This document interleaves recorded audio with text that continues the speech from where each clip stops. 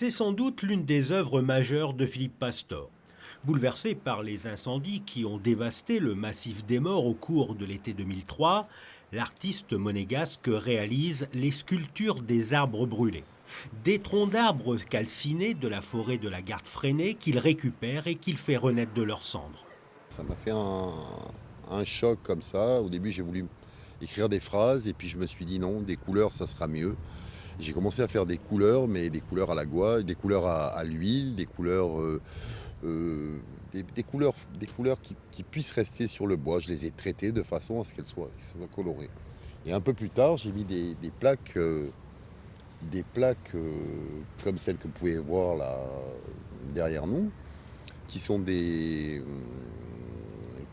morceaux de carrosserie de voiture.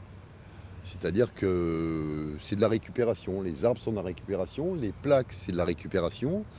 On a donné une autre vie à ces arbres, voilà, tout simplement. Ces arbres brûlés sont mis à l'honneur cet automne au cœur du jardin Sosno à Nice.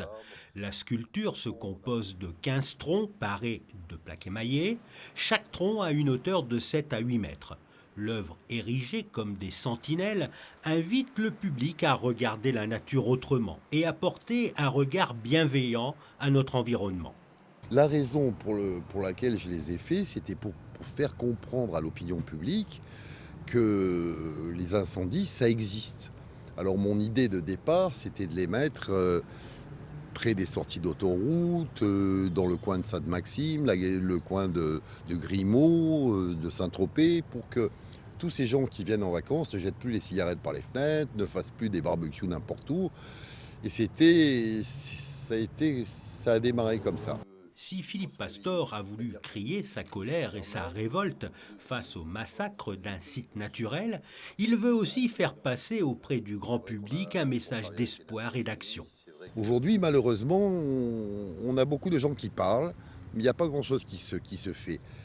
Il ne faut pas qu'on se prenne 2 degrés en plus.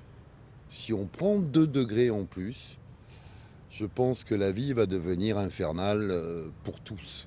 Un cri entendu et reconnu par le Programme des Nations Unies pour l'environnement. L'organisation expose de manière permanente une quarantaine de ces arbres brûlés à son agence de Nairobi au Kenya.